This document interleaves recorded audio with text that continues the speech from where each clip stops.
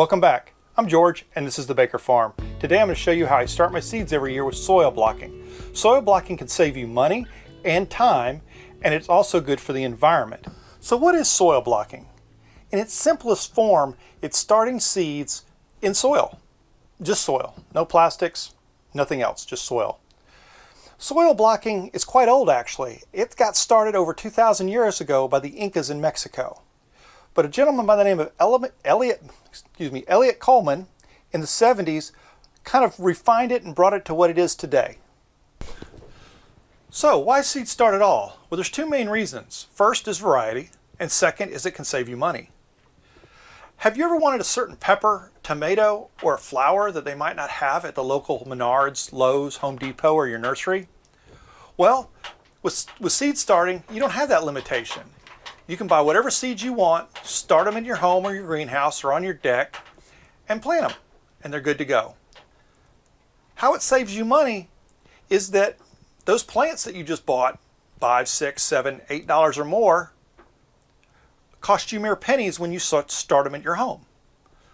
Soil is just a few cents, a seed is less than a penny, and if you do it right, and if you need enough plants, you can actually recoup your investment of materials in the first year, and from there on out you're actually making money. Okay, so why soil blocking? Well, there's several benefits, primarily for the plant. First off, it doesn't get root bound as easily as it would in a pot or a little small itty bitty container. Second is there's less transplant shock. So when you place that plant in the ground, it recovers more quickly. Also, you're not buying a bunch of plastic that you have to move around and that breaks and you throw out every so many years and you just add to the landfill. But there is one benefit that I made the mistake of thinking. It gives you more time to transplant, and it really doesn't. You still have to work off the same calendar you do with more traditional methods. Okay, so now you know a little bit about soil blocks. I'm going to show you how to make them. As I mentioned before, Eliot Coleman kind of modernized soil blocking, and he came up with a very thorough recipe for making these soil blocks. It's fairly complex, and it can be expensive if you have to buy each component by itself. I wanted to try to get something a little easier and a little cheaper, to be honest with you. I've tried several things over the years. I'm trying a little bit of a new recipe this year, but since it has all the basics, it really shouldn't matter. First off, I got a yard of compost, cow manure, not mushroom. Do not get the mushroom for this, because mushroom compost has a lot of salts in it that can actually damage the seeds and not even allow them to grow. Next off is a seed starting mix. Now I'm mixing this about 50-50, give or take, about a cubic foot of each roughly. On the seed starting mix, make sure that you get one without any fertilizer in it and just as all natural as you can, organic. Like for instance, this one has peat moss, vermiculite, coir, perth, I'm probably going to say that pith, I'm going to say that wrong, and lime. And that's a lot of the same stuff that's in Mr. Coleman's recipe. So the first thing I do is I screen the compost. That gets all the sticks out of it. I use a 1/4-inch mesh that I had laying around from an old chicken coop. You can do anything as long as it just has smaller mesh, or a lot of people don't screen it at all. So I just pretty much dump it out here.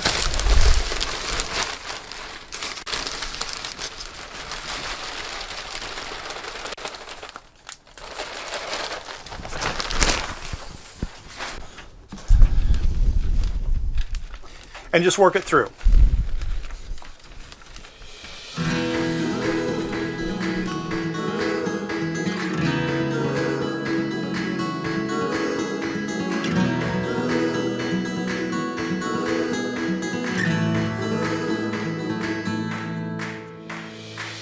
There were days where we thought we wouldn't make it out, but we stuck it out. Today's our day.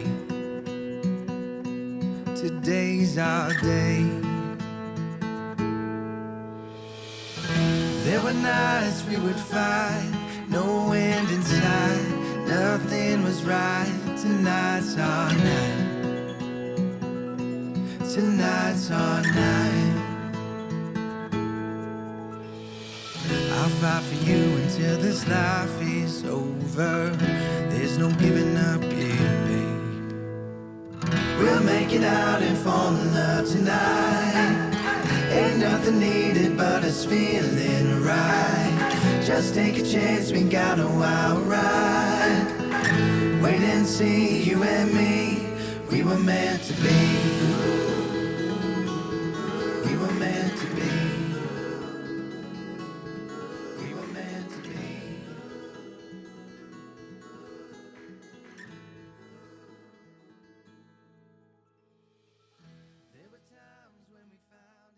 Let's pause for a second. I almost forgot the soil blocker. You can get these online in a variety of sizes. This is the 2-inch. This is the one I use. I like the size of it. You can also get a 1.5 inch and a 3/4 inch.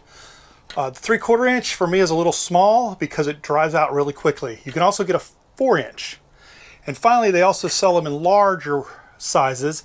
Like you might be able to get one of these at 16 blocks at once that you stand on and use. So you can get these online at Amazon and several other places. Also, you want to make sure you have a bucket of water near you while you're doing your soil blocks, so that way you can rinse it out often so it doesn't get all gummed up and everything.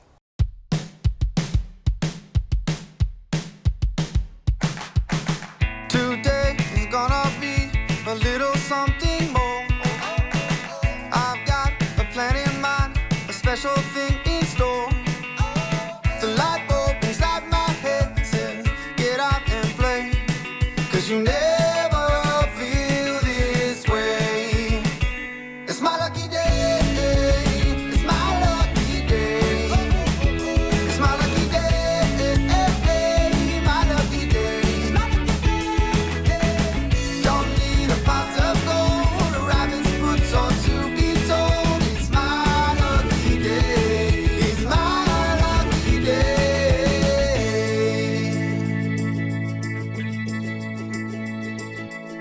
Slept in, 'cause I don't care, and didn't make the bed. Sip coffee on my couch, what can I do instead? No work, it's only fun, 'cause it's all okay. 'Cause you never feel this way.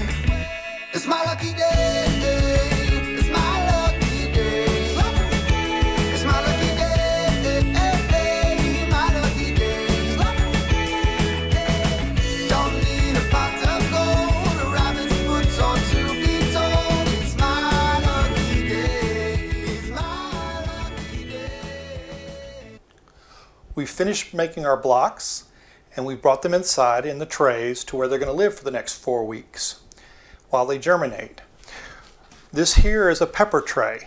We have some bells, some jalapenos, and I'm planting these Chinese 5 colors right now. These get very hot. So I'm going to finish these last 2 rows, and we'll be able to put these under the light and actually on some heat. Now with these seeds, what I do is I get me a toothpick and I kind of wet it against the block, just kind of tap out the seeds. That way I can control how many I drop in there, and I just put 2 in each little hole, and then I take and just kind of bury it up with a little bit of the soil, depending on the seed. And we'll go ahead and finish these. Don't need a pot of gold, a rabbit's foot or to be told. It's my lucky day, it's my lucky day.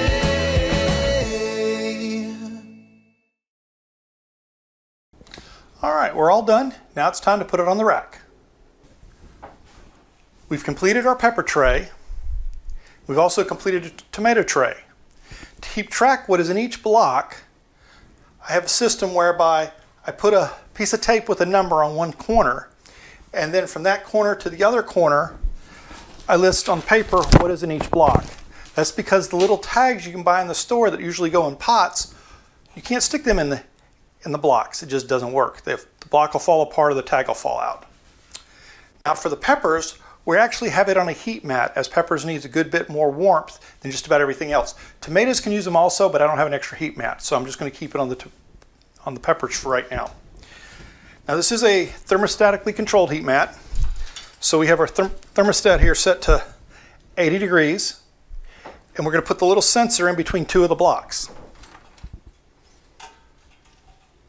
And that will keep track of the heat, and when it reaches 80, it'll shut the mat off. The other thing we've done here is in each one of these trays, we have a gap at the corners. That's so it's easy to water and easy to see where the water's at. And we'll water it each morning, give it about a ½ inch to an inch, and then about mid-morning or so, we'll drain off what it hasn't used, and we'll keep them nice and moist. The soil blocks will dry out very quickly if you're not careful, and it's very hard to get them to reabsorb water easily. It can be done, but you don't want to have to mess with it. The other thing is we have these lights here. These are simply lights from Walmart. They're 500 Kelvin and 500 lumen. In order to germinate seeds, you need something close to daylight, which is the 5,000 to 6,500 range, so these should be just fine. As the plants grow, we'll raise these lights a little bit, just keep them just ahead of the plants so the plants don't get leggy and weak. In about 4 weeks, we'll be transplanting the tomatoes to pots because they'll be at the point where they need to kind of get out of the trays. The peppers will probably take a good bit longer. Peppers take a long time to go. And that's really all there is to it. Oh, one other thing. These lights are on for 16 hours a day, so the plants will get plenty of light throughout the day to germinate and be nice and strong. Today is gonna be a little something